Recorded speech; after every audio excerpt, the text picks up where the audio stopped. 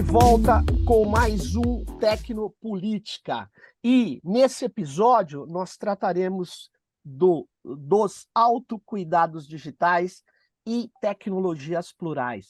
Na realidade mesmo, nós vamos conversar sobre o que é o Maria Lab, como surgiu o Maria Lab. E para falar sobre o Maria Lab, eu estou aqui com a Dani e com a Paty, que elas são integrantes do Maria Lab. Antes, a gente estava conversando e elas falaram de ser necessário a gente se apresentar, no caso de quem for ver no YouTube, para as pessoas que têm um pouco de deficiência visual. Então, eu queria dizer que eu sou o Sérgio Amadeu, eu tenho óculos, eu estou usando uma camisa cinza, tenho atrás uma pequena estante, estou num quarto da minha casa, que está ocupada pelos meus filhos, que estão fazendo outras coisas, enfim, e estou com fone de ouvido por aí.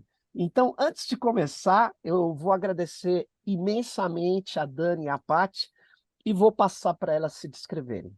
Por favor, Dani. Obrigada, Sérgio. Eu sou a Dani, sou uma mulher branca, de 36 anos. Eu tenho cabelos curtos, estou usando hoje uma camisa vermelha, uso óculos também e estou com um desses fones grandes, né, que passam aqui pela cabeça. Ao fundo tem uma parede branca e aparece um pouco da cortina da minha sala, de uma estante aqui na minha sala também. E eu agradeço imensamente também por esse espaço no Tecnopolítica. Paty. Boa tarde, Sérgio. Obrigada pelo convite. É uma honra estar aqui com vocês para falar do Maria Lab. Sou ouvinte do podcast. Bom, eu sou Paty, sou uma pessoa amarela, de cabelos curtos. Estou aqui numa parede branca e estou vestindo uma camiseta de um podcast que está meio parado agora, um podcast chamado Doutora Drag, e é uma camiseta lilás. Legal, legal. E muito feliz de estar aqui com vocês para falar um pouco da Maria Lab. Pô, muito legal, então. Eu quero, então, entrar direto na nossa questão central, né? E aí eu quero começar assim, como que surgiu o Maria Lab? Quem que começa? Você, Dani ou Paty? Dani, vai lá. Posso começar e a Paty vai completando? Isso aí. Tá. A Maria Lab, ela surge por volta de 2013, ainda de uma maneira bastante informal, e eu acho que mais com conversas online mesmo sendo feitas entre um grupo de mulheres que já se conheciam, eram amigas, e que tinham em comum tanto uma atuação na área de tecnologia da informação, mas também participavam bastante do que era chamado naquela época de hackerspaces. Então, elas tinham uma participação bastante frequente nesses lugares e tal, e começaram a observar, dentro desse processo, que tinha uma dificuldade muito grande de colocar pautas relacionadas a gênero, né? Então, hackerspaces, para quem não conhece, né, são esses espaços onde se criam muitas coisas, se constroem, se desconstroem muitas coisas também, às vezes muito ligado à tecnologia digital, mas também aberta a outras coisas, né? Mas que acaba sendo um espaço muito marcado por um tipo específico, né? Que aí é aquele tipo que a gente identifica como homens brancos, classe média, né? Geralmente eram essas as pessoas que mais frequentavam esses lugares, e com uma presença ali de algumas mulheres, uma presença menor também de pessoas negras, ou às vezes uma completa ausência dessas pessoas. E elas começam a observar nessa participação uma necessidade, uma vontade de trazerem outras pautas que conectassem a questão da tecnologia com outras discussões, outras pautas. Mas tiveram muita dificuldade de fazer isso nos espaços mistos, porque no momento em que elas diziam que queriam, por exemplo, fazer uma oficina que pudesse participar apenas mulheres, o restante do grupo entendia, não, mas assim você vai estar excluindo muitas pessoas. Então ficou naquela, isso exclui, isso inclui, e aí a coisa, né, não funcionou muito bem, e aí surge um pouco dessa ideia de criar, então, um espaço que de fato trouxesse essas questões, né, e que um espaço não aberto só apenas para mulheres, né, mas para mulheres, pessoas não binárias, pessoas trans também.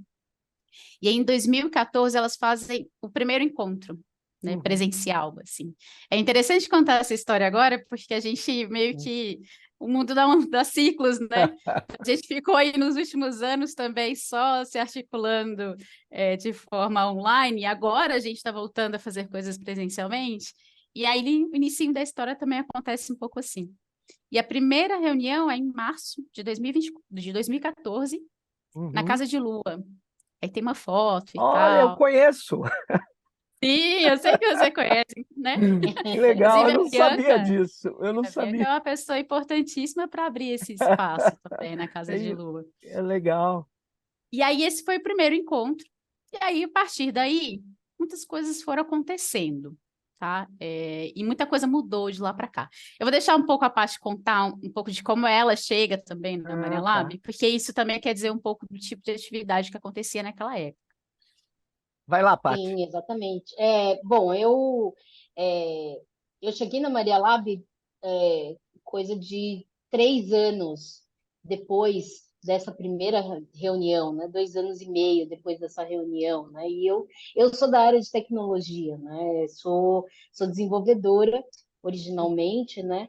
E me interessou, até por ser um lugar que se propunha a ser mais inclusivo para mulheres na época, né? E que é engraçado porque também, por ser um pouco mais velha, por estar tanto tempo na área de tecnologia, eu participei um pouco dessa mudança que foi é, as, as mulheres perdendo o espaço para homens nesse espaço das tecnologias digitais, porque no começo era uma área muito predominantemente de mulheres trabalhando, porque não era uma área que tinha um valor, eu acho, um valor de prestígio, né? Não era um mercado de prestígio à época do antigo processamento de dados, né? Era quase como Ah, um secretariado, assim, né? E eu entendi. comecei nessa transição.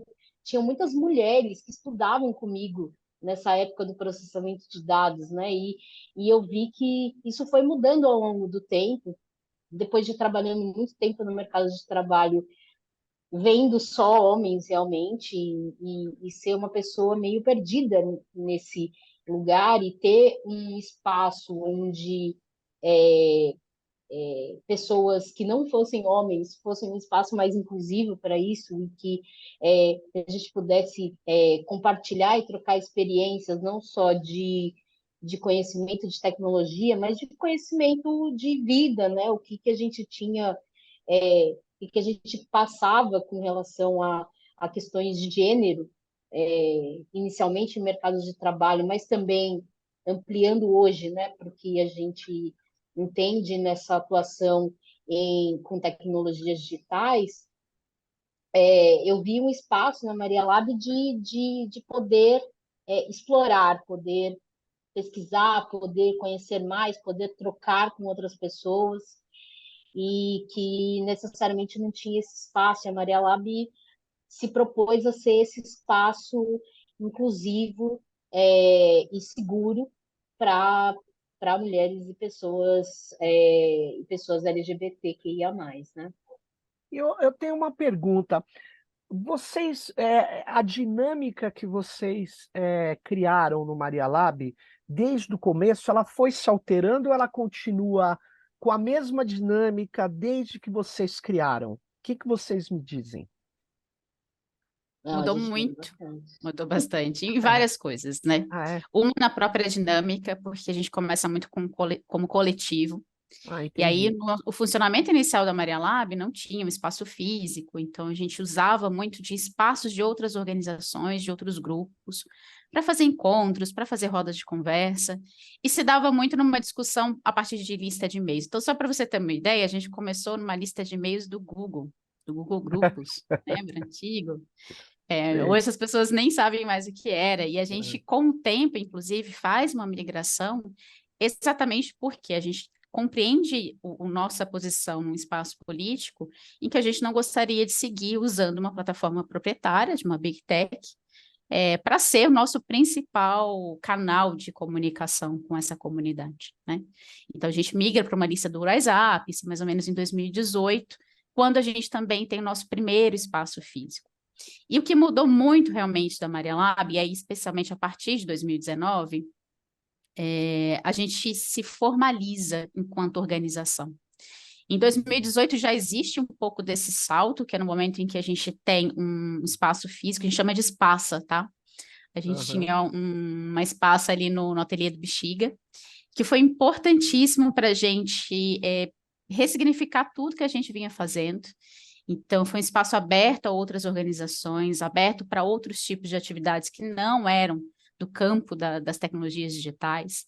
Então, para você ter uma ideia, a gente teve oficinas como de lambe-lambe, de antropologia feminista, Olha, Arduino, então uma série de coisas misturadas naquele espaço que acho que é muito a nossa cara, essa vontade de articular coisas diferentes e conseguir colocar dentro dela uma série de outras pautas políticas também, né? Mais do que falar de tecnologia stricto sensu. E aí, em 2019, a gente se formaliza enquanto uma organização, né? Então, hoje, a gente tem um funcionamento que é de uma ONG, de fato, né? Com projetos, com projetos já mais estruturados. Então, realmente é uma cara diferente. E eu acho que o que muda bastante também ao longo desse tempo é que a gente sai desse lugar que é mais que acho que era muito comum ali nessa época, né? De 2013 até por aí 2018, que era muito uma pauta de mais mulheres na tecnologia. A gente sai bastante desse lugar para ir para uma pauta que é de cuidados digitais, de segurança, e mais voltada para o movimento social, mais voltada para ativistas. Então, existe aí tem uma série de coisas que acontecem nesse meio tempo, né, para fazer a gente chegar lá. E hoje isso é muito mais a nossa área de atuação, né? Hoje o nosso foco realmente está dentro desse campo e do campo das infraestruturas autônomas também. legal. Pati, o que que você chama de cuidado digital? Antes, só complementando o que Dani estava falando antes também, sobre é, surgiram muitos coletivos de mulheres em tecnologia Ah, nessa sim. época, também voltadas ao mercado de trabalho, né? E coisa que, de alguma forma, a Maria Lab também abriu esse outro caminho, né?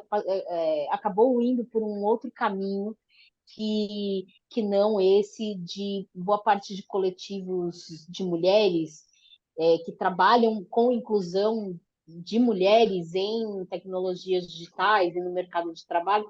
Maria Labo passa por um outro caminho, pensando em discussões políticas com relação à tecnologia, né? E não necessariamente num viés não de mercado de trabalho e não também num viés mais crítico também Sim. às tecnologias que estão sendo construídas, né? Uhum. E sobre cuidados digitais, eu diria que tem isso também, né?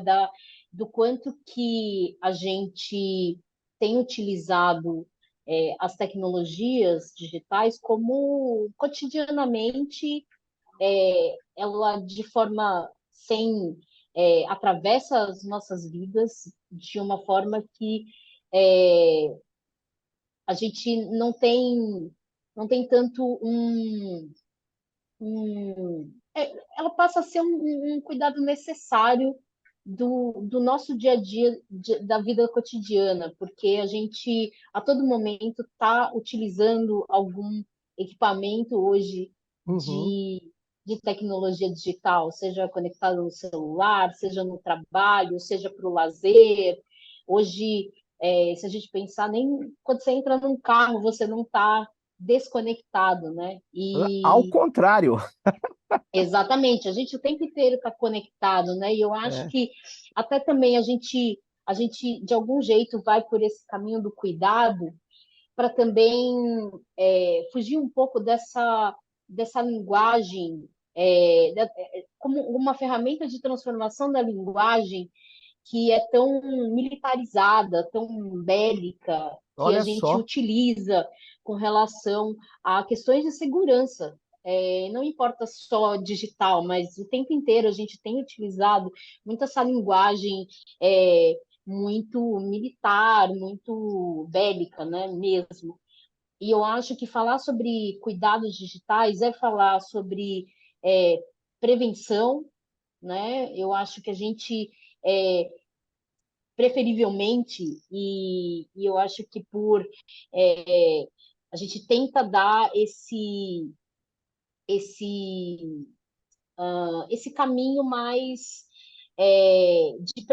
de prevenção sobre os cuidados, né? Uma visão sobre como que a gente consegue se prevenir e como que a gente consegue se cuidar nesse meio que está atravessando a nossa vida cotidianamente e eu acho que também de uma visão de proteção e cuidado, não só com nós mesmas, mas com as outras pessoas que estão ao nosso redor, com a sociedade. Eu acho que também isso diz sobre a crítica do quanto que a gente também, sobre a nossa visão sociopolítica, de construção de sociedade e a utilização, obviamente, da tecnologia digital para isso. Interessante, porque agora quando posso estar enganado, mas para isso que eu vou perguntar, tá?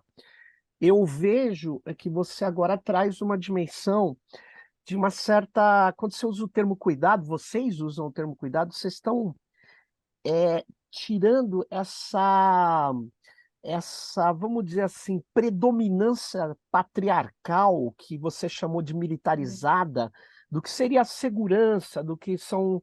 Por isso a ênfase em cuidados digitais e não segurança só simplesmente. É isso, Dani? É bem por aí, no sentido de, né, exatamente, não se contrapor necessariamente a isso, mas trazer uma outra perspectiva, né? Entendi. Ainda mais que segurança, para além dessa questão toda patriarcal, bélica, ela também é um termo que vai ser muito usado, por exemplo, no ambiente empresarial. E tem toda uma nomenclatura, toda uma linguagem a respeito de segurança que às vezes é muito dura. E Uhum. linguagem é uma coisa muito sensível para a gente, né? No momento que a gente vai trabalhar com coletivos, com organizações, com ativistas, com pessoas comuns, vamos dizer assim, do dia a dia, porque às vezes é uma linguagem, é um tipo de conceito que não chega até elas, né? Que não faz sentido para o cotidiano delas. Quando a gente traz a ideia do cuidado, é também para tentar trazer essa aproximação enquanto uma lógica do dia a dia, né?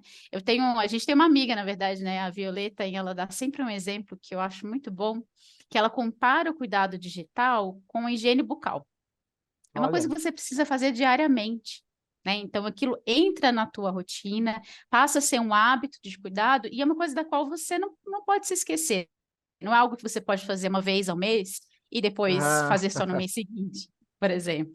entendi. Então, são pequenas analogias que fazem a gente colocar todas essas recomendações, né, essas orientações voltadas ali para segurança, para proteção e tudo mais, num outro lugar, num lugar menos duro, muitas vezes, né?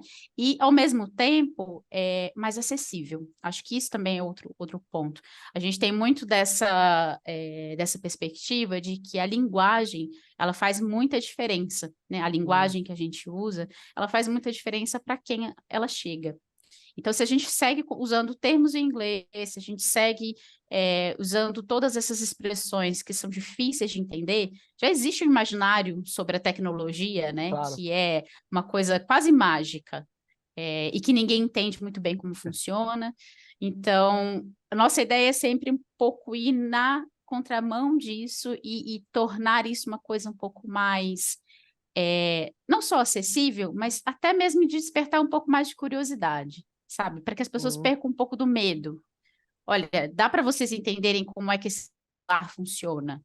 É chato? Pode ser, às vezes são muitas camadas a serem aprendidas, sim, mas existem maneiras da gente entender aquilo que a gente está usando, e não simplesmente seguir usando o tempo inteiro com medo, com receio de que alguma coisa possa estar sendo vigiada, alguma coisa possa dar errado, né? Então, mas é bem nessa direção que a gente tenta levar esse conceito de cuidado. E é importante, só concluindo, que é importante dizer que a ideia de cuidados digitais é um termo, né, uma expressão que é muito latino-americana, né, e do movimento Olha, feminista latino-americano. Cuidados digitais e tecnologias feministas são termos que andam muito próximos, andam muito juntos, e que acho que assim, um motivo de muito orgulho para nós aqui da região, porque é algo que outras organizações também vêm trabalhando com grande força nesses últimos anos, né? muito legal. Agora, é assim, vem na minha cabeça a ideia que eu vejo assim as pessoas, né, que não são militantes, elas acham sim que a tecnologia é uma mágica, né? O Bruno Latour, que faleceu recentemente, ele chamava de caixa preta, no sentido de quando uma tecnologia está pronta, ela parece que é única, que não teve controvérsia na sua criação, que não teve discussões, que não teve caminhos que não são muitas vezes nada lógicos, que são muitas vezes decisões políticas, econômicas, até religiosas, né, influenciam. Na verdade, o cidadão, assim, e a cidadã, as pessoas, a minha impressão é que elas têm uma certa alienação sobre isso. E eu senti agora que vocês estavam falando que os militantes são um pouco diferente disso. Você vê, as organizações com que vocês trabalham, elas têm uma visão já diferente da tecnologia, ou vocês acham que é muito parecida com o senso comum? O que vocês acham? Olha, Eu eu acho que acho tem que níveis, né? é, Tem níveis e níveis depende muito diferentes. de quais. Depende do. Também a gente é procurada por algumas organizações para fazer trocas, ou a depender de como que acontecem essas dinâmicas, né? Mas a depender de território, Sim. idade também, faixa etária, porque isso também é um marcador importante, os níveis seja de conhecimento, seja eles são bem variados, eles são bem diversos, na verdade. Hum, É, mas eu Dani, vou você ia falar. Sim? É, a gente, aliás, é até bom que aí a gente já introduz aqui alguns, né, dos projetos que a gente Sim. tem conduzido hoje. A Maria Lab hoje ela tem uma linha de ajuda para emergências digitais, chama-se Maria da Ajuda, mariadajuda.org, né, Paty? O endereço? Isso. Isso. É, Maria da Ajuda é muito bom, hein? Maria da Ajuda. A gente gosta de brincar com nomes, a gente pode contar um pouco mais isso para frente. Ah, E aí é um projeto no qual a gente recebe, então, solicitações de ajuda, as mais diversas possíveis, muito relacionadas a esse, vamos dizer assim, ecossistema digital, tá? Colocado dessa forma, porque tanto pode ser um problema com uma rede social que foi derrubada, como pode ser uma suspeita de vírus no computador, ou muitas vezes a suspeita de um aplicativo espião no celular, por exemplo. Tá? De tudo isso a gente já atendeu um pouco.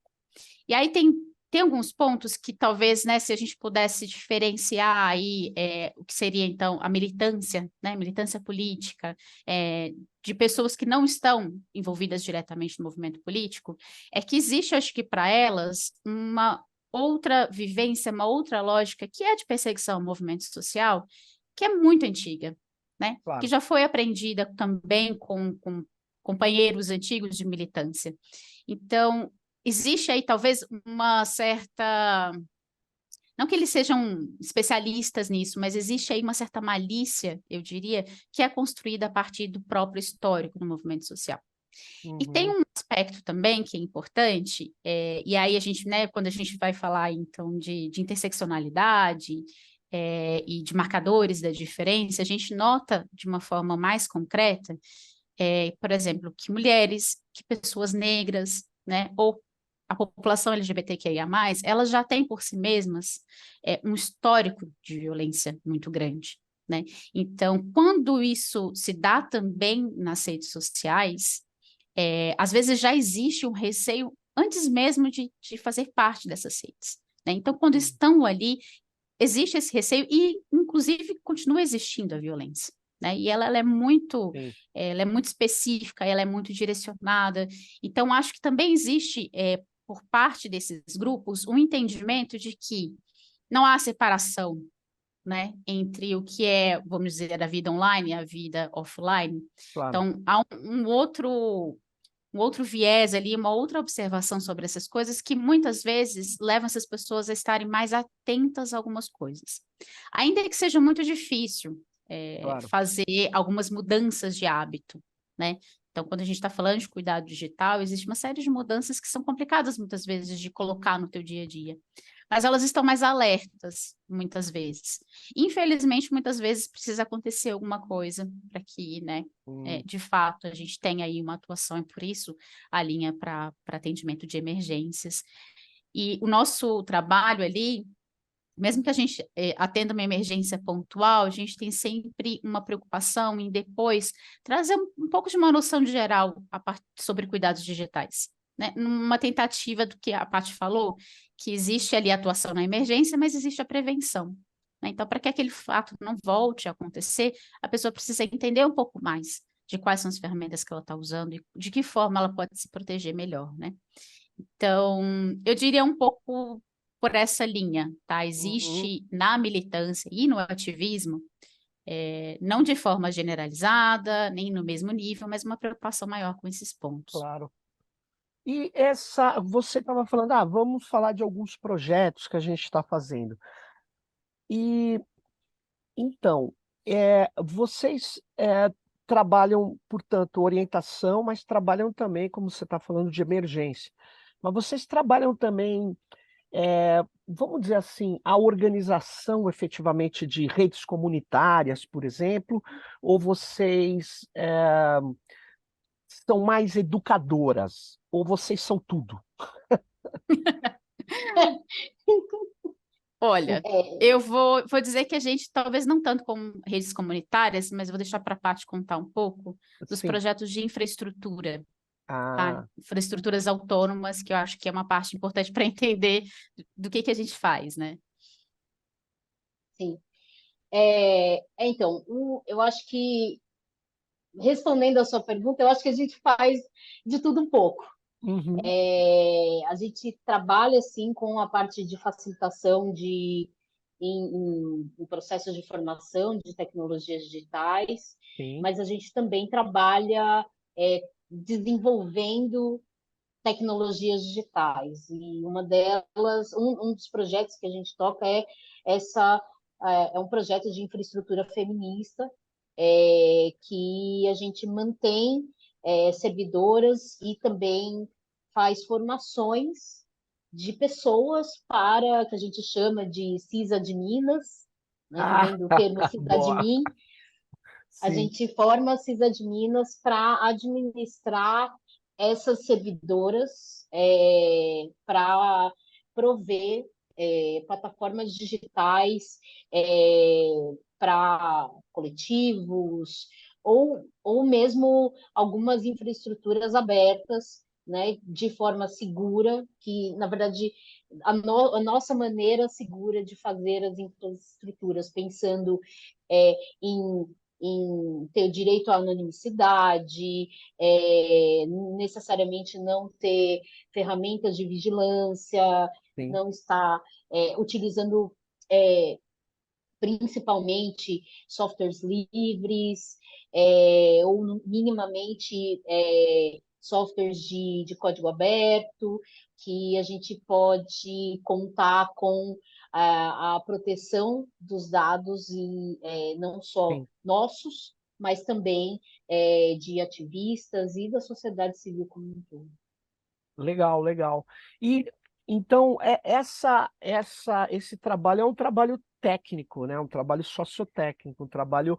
Vocês têm também voluntárias que trabalham isso. Vocês têm uma rede, ou vocês hoje estão mais com as pessoas que são integrantes da ONG? Uma coisa que a gente, com o tempo, foi um longo debate, né, sobre Sim. decidir se a gente teria ou não pessoas voluntárias, e por muito tempo nós mesmas fomos Ah, voluntárias, né, claro. Uhum. no próprio projeto, e a gente tomou uma decisão, especialmente a partir dessa formalização, que já é um campo muito precário, muitas Sim. vezes, né?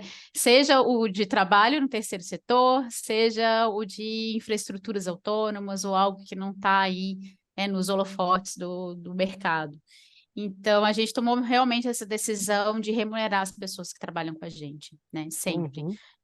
Da melhor forma possível, né? Mas a Claro. gente não consegue hoje manter uma pessoa, né, 44 horas semanais, mas a gente tem essa proposta. Então, o que a gente acaba fazendo existem algumas colaboradoras que atuam pontualmente em alguns projetos.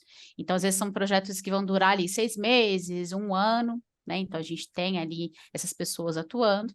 E a gente tem essa proposta, que é que a Paty comentou, né? Essa formação de sysadminas, que é quando a gente traz uma pessoa, aproxima a pessoa da organização, primeiro em como uma aprendiz. Entendo. Isso porque a gente tem o entendimento de que existe, né, muitas escolas boas para formação técnica, seja na administração de sistemas, desenvolvimento, etc. Mas o que falta para o trabalho com o terceiro setor, com a sociedade civil, é uma perspectiva tecnopolítica.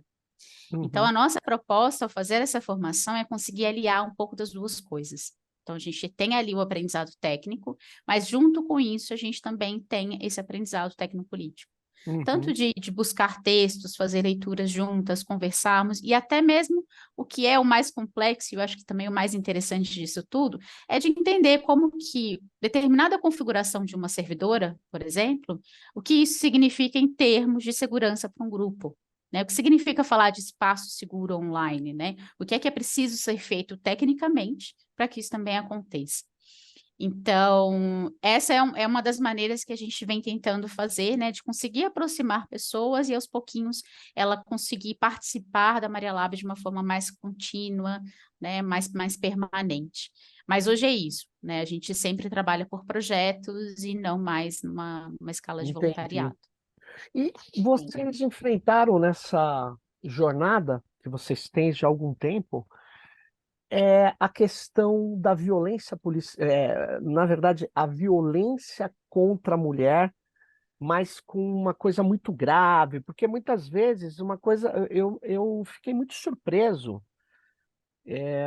quando eu descobri que tem aplicativos que eram feitos para, assim, acompanhar crianças, adolescentes, Uhum. sabe? Uma coisa que você põe no celular, a criança não sabe, no adolescente, para o pai, para a mãe ficar vigiando. Aí eu descobri que se colocava no celular da namorada, da mulher, enfim, e gerou, e podia inclusive gerar uma série de coisas, uma perseguição, é quase que uma vigilância privada, né?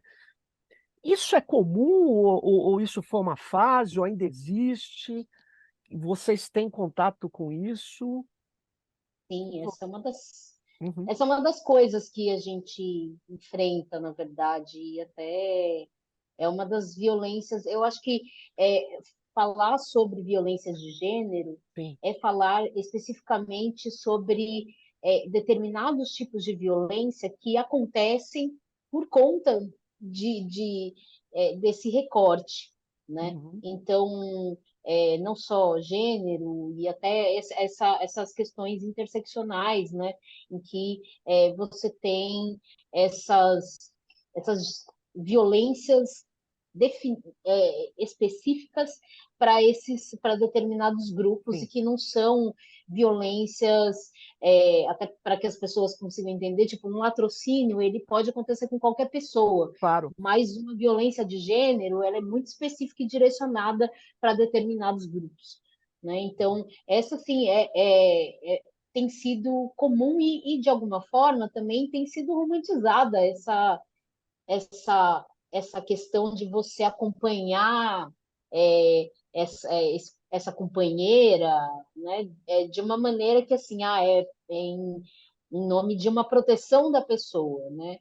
e que a gente sabe como que esses mecanismos de vigilância são tratados desde da, da venda, né, desse Sim, produto como uma questão é, a ser tratada de uma forma romantizada até a prática, que é uma prática de violência, na verdade. Eu entendo. queria Sim, só claro. acrescentar um ponto, que aí é onde eu acho que esses temas, né, eles acabam se conectando com outros, Uhum, que a gente está falando aqui, né, desses aplicativos, que ele vai ser instalado no aparelho, vai ter esse monitoramento e tudo mais, mas muitos casos que a gente atende, há suspeita, por exemplo, de um aplicativo espião, e quando a gente vai investigar, na realidade é porque existe ali uma conta de e-mail que está acessado, vinculada a um celular, uma conta dessa pessoa, né, que está sendo ali vítima dessa vigilância, e existe, então, um terceiro, que pode ser um ex-companheiro, um companheiro atual, ou até uma outra pessoa com intenção de criar algum prejuízo, que está acompanhando tudo por conta dessas vinculações que a própria plataforma da Google claro, permite, por exemplo. E aí onde a nossa conversa ela se conecta à questão das big techs, sem dúvida. né? E como que essas coisas elas vão se interrelacionando. Assim como, por exemplo, ex-companheiros que criam perfis falsos de ex-namoradas no Instagram, por exemplo, expondo imagens íntimas, se É, fazendo passar por elas. Então, essas coisas elas acabam vindo todas conectadas dentro de um problema maior que a gente tem hoje, que é de um monopólio sobre a claro. tecnologia, né? Então, às vezes a coisa parece, né, no imaginário das pessoas, parece algo muito mais complexo, parece algo de cena de filme ou série de ficção Sim. científica. E quando a gente vê, de novo, com perdão da palavra, mas a maldita da Big Tech enfiada em algum lugar e alguém que tem mais conhecimento sobre ela usando, né, esse tipo de ferramenta de controle, né? Então, é isso, é um esforço realmente E é educativo. gozado você falar da Big, é muito próprio, corretíssimo falar da Big Tech, porque até parece que as Big Techs não sabem disso, né? Fica parecendo que, Exato. nossa, eu tô surpreso, né? Na verdade é um esquema, né? Um esquema que envolve uma determinada concepção de liberdade. Liberdade nos Estados Unidos, infelizmente, né, convive com graus de violência simbólica que para alguns eles dizem que não existe, né? Eu queria ver submeter pessoas a determinados constrangimentos que não começam físicos, né? Eles geram problemas físicos nas pessoas, né? Mas é, a concepção das big techs de liberdade é muito parecido com a de violência ilimitada. Sim, É porque, sim. assim, se eu não tenho um acordo social de respeito, o que seria liberdade sem essa questão? Porque liberdade fica parecendo algo que existe fora da sociedade, né? Um bem a se atingir, como se não fosse relacional, né? A liberdade é entre nós aqui, podemos ser livres ou não, né? Depende Sim, da relação que a gente considera. Aí eu chego para vocês e falo, não, mas a liberdade para mim é eu poder fazer o que eu quero com vocês. Opa, isso é liberdade? sim, Aí é a questão. Aí a Paty fala, bom, comigo você não consegue, porque eu te detono. Aí, na verdade, é uma relação de força, e não uma sim, relação baseada na compreensão, no entendimento, na interação que seria, eu vou usar o termo democrático, mas que não é baseado na violência, né? Mas sim. isso proliferou muito a partir do Bolsonaro, vocês não acharam, não? E Ah, principalmente sim, contra trans, mulheres, gênero em geral, não? sim.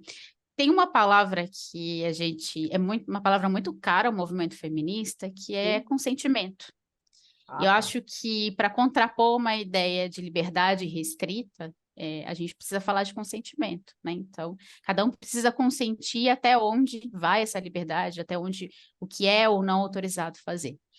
E sim, sem dúvida tem uma piora muito grande a partir, vou dizer, nem só do governo Bolsonaro, tá? A gente, inclusive, em 2018, ainda no período de eleições, logo Sim. que Bolsonaro vence as eleições, já sentiu muito forte realmente um terror se espalhar, principalmente no movimento LGBTQIA+, a ponto de a gente precisar fazer algumas sessões, inclusive, sobre segurança digital, enquanto uma forma de preparar as pessoas ou de tranquilizá-las um pouco para o que viria, né, para os próximos anos que viriam. E foram anos extremamente tensos e ainda com essa pandemia no meio, né, o que tornou a questão toda dessa interação online algo quase inevitável, né, até mesmo para quem está, digamos, alheio, né, ou está excluído do acesso à internet. Nesse momento não houve escapatória, né, todo mundo teve que, de alguma forma, se vincular, né? Então, foi um momento muito peculiar e eu acho que a gente, assim, nunca tinha vivido nada tão drástico, né, nesses últimos anos. E um aumento principalmente do que a gente chama de violência política, né?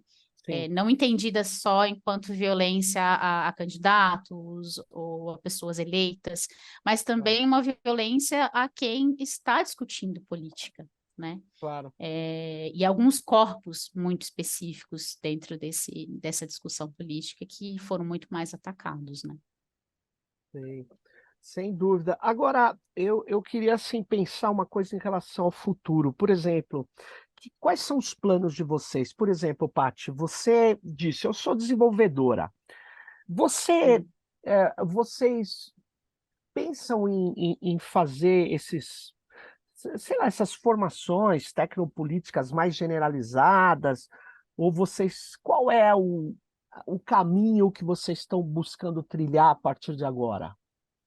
Essa é a nossa ideia. A nossa ideia é que a gente consiga fazer mais dessas formações e também assim esse é um dos projetos que a gente pensa para discutir infraestrutura e tecnologias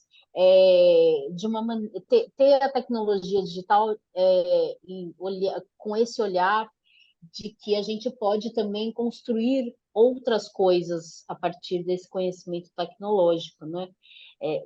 Dos conhecimentos tecnológicos, né? Porque eu acho que ter essa tecnologia que hoje é construída por essas big techs, de alguma forma elas não têm os nossos olhares e as nossas percepções de como que as tecnologias digitais poderiam, de fato, estar mais cotidianamente fazendo parte das nossas vidas, né? Uhum, Elas atendem ao interesse do capital hoje e é claro. muito difícil a gente ela é dada dessa forma, né? Uhum, E eu acho que fazer as construções, ter essas formações de Cidade de Minas ou outras formações futuras para pensar a construção de tecnologias com percepções diferentes a partir de um outro lugar, eu acho que podem todos fazer parte de ideias de projetos dentro da Maria legal, Lá. legal. E aí, Dani, você, além de você responder essa questão, queria que você emendasse o que você está achando disso que eles chamam de inteligência artificial. Você começa. O que você acha disso? Você acha que é tão inteligente assim? Eu não me lembro onde foi, mas assistindo alguma palestra sobre esse tema, aí eu queria muito lembrar agora quem usou essa frase, a pessoa que me desculpe, mas aqui eu vou parafrasear Tá e bom. depois me recordo, que dizia o seguinte: não existe inteligência artificial, porque ela não é criada artificialmente, né? Ela é criada a partir do trabalho de muita gente envolvida, né? Inclusive, não só de quem cria a própria inteligência artificial, mas de quem alimenta esses bancos de dados, né? Então, o ChatGPT, ele não cria aquilo, ele não tem uma cabeça pensante para fazer um texto. O que ele faz é uma captura né, de uma série de coisas que estão online, que foram produzidas por uma série de pessoas que tiveram ali, sim, um esforço intelectual de construção. E ele faz um resumão, um texto mais ou menos coerente, né? Então, acho que esse é o primeiro ponto, a gente parar de...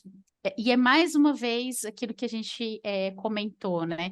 Essa ideia mágica da tecnologia, né? De que a coisa, oh, puf, ela se constrói, né?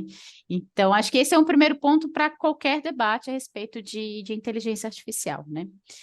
Recentemente eu tive participando de uma conversa que era uma consulta com uma série de organizações, né, da sociedade civil, pesquisadores e tal, a respeito de problemas, de coisas que a gente espera desse desenvolvimento, e tem muito disso, né, uma coisa um pouco etérea. O que é inteligência artificial, afinal de contas?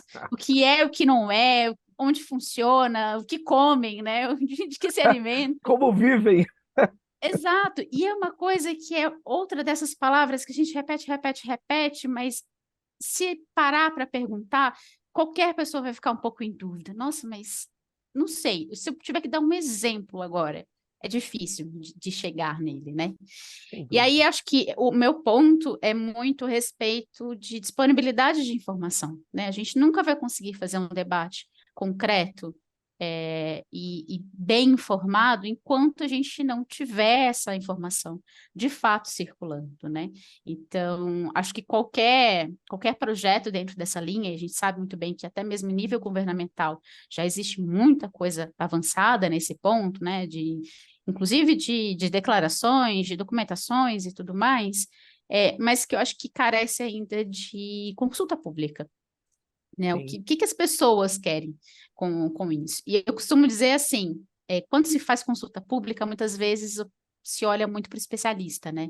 Então Sim. vai lá, né? Pode ser nas organizações, sociedade civil também, claro, mas para as Sim. universidades e quem é especialista nessa tecnologia, mas hoje, qualquer um de nós, em qualquer função que executar na vida, tem, de alguma forma, sua vida afetada por uma inteligência artificial ou por Claro. algum sistema de tecnologia digital.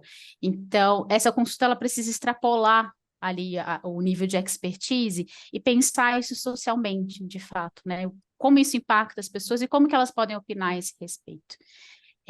Assim, acho que numa noção geral É, é isso. Me mas- falta ainda que essa Uhum. coisa realmente seja uma discussão aberta para a gente entender, até mesmo em casos que a inteligência artificial possa ser algo interessante. Porque é tudo tão distorcido que a gente não sequer consegue identificar isso mais, né? No que eu consigo identificar, eu tenho muitas dúvidas se ela pode ser usada, não assim, entre nós, a gente usar para fazer um machine learning de uma coisa X ou Y, mas eu tenho muitas dúvidas do alcance dela, eu não, além do mercado, tá? Porque eu sei, o mercado vai Sim. vender, eles vão vender clientes inteligentes na casa, eu vejo uns caras muito conscientes, eu entro na casa do cara, o cara fala, Alexa, acenda a luz, eu falo, que isso? Ou seja, um grau de intromissão, vamos dizer assim, desrespeito com a própria ideia dele, ou a consciência que ele tem, que é exageradíssimo, mas enfim, eu não vejo criar soluções, exceto para vigiar os pobres, tá? Isso sim. Vigiar o Sim. pobre e combater fraude no Estado. Aliás, o Estado brasileiro está comprando várias soluções. Vamos reduzir o número de fraudes.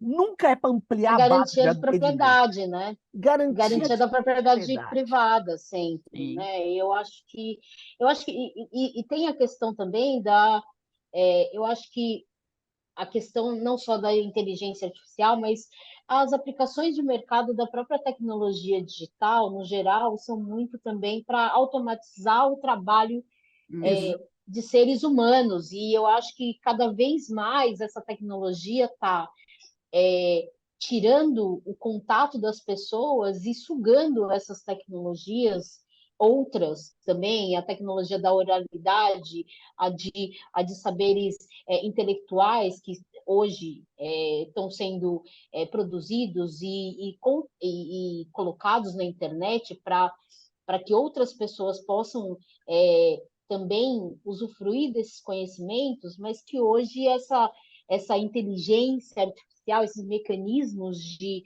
machine learning, o quanto que isso também está consumindo uma propriedade intelectual ou sendo construída para, na verdade, no fim, ser um negócio que afasta cada vez mais as pessoas e Sim. que não dependa do trabalho, da inteligência e dos saberes de outras pessoas, né?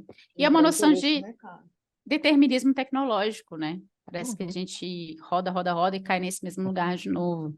Então, é uma solução tecnológica, uma solução para problemas sociais, estruturais, né? Que não vão se resolver a partir disso. O que o Morozov, que teve aqui recentemente, chamava de solucionismo. Apesar Isso, que eu solucionismo. disse a ele que existia uma alienação técnica muito grande. Ele disse, não, alienação técnica, as pessoas não são alienadas, elas estão atrás de um solucionismo. Eu falei, então, isso é a maior alienação técnica. Eu recentemente, fazendo um levantamento, vi lá no site da Microsoft na África, eles dizendo, e com essa solução acabaremos com a fome. Aí você vai ver um aplicativo de inteligência artificial. Desde quando você tem fome pela ausência de um aplicativo de... É muito Exato. chato, né? E chega a ser agressivo, né? Quando você lê assim, parece coisa de uma pessoa muito desinformada ter escrito. Mas é a linguagem do marketing, né? Sim, sim. Bem, bom, eu queria agradecer muito a presença de vocês, Dani, Pati, por ter dado esse tempo de vocês aí para esse episódio do Tecnopolítica. A gente estava tentando trazer vocês já há algum tempo para poder dar essa visão sobre o Maria Lab, que é muito importante que as pessoas conheçam, divulguem, interajam com vocês.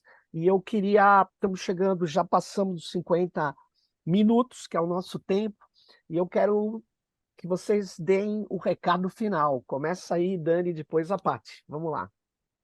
Eu agradeço muito pela oportunidade também. Acho que foi uma conversa super boa aqui, Legal. super tranquila, passou rapidinho, 50 minutos. E também agradecer pelo próprio podcast, né? Pelas outras discussões todas que você vem vindo fazendo Obrigado. nesses últimos anos, Sérgio. Acho que é um espaço muito importante para que a gente traga outras ideias a respeito desse tema e que não sejam essas que estão colocadas aí, como você mesmo mencionou, numa linguagem de marketing, né? Valeu. Acho que é isso, e agradeço muito, agradeço também quem for ouvir esse programa. Legal. Paty. Obrigada, Sérgio. Foi um prazer Obrigado. mesmo. Foi muito legal estar batendo esse papo aqui com você e estar, de alguma forma, batendo papo, iniciando um papo aí com a sua audiência. Legal. Agradeço mesmo o convite. Ótimo que a gente conseguiu juntar as agendas aí. E parabéns pelo Tecnopolítica. Valeu. Acho um trabalho incrível. Faço das palavras de Dani as minhas. E é isso aí, obrigado aí vocês. Divulguem esse episódio, tragam pessoas para assistir, para ouvir, depende de onde você está ouvindo, está vendo, e fique ligado no próximo Tecnopolítica. Tchau, tchau.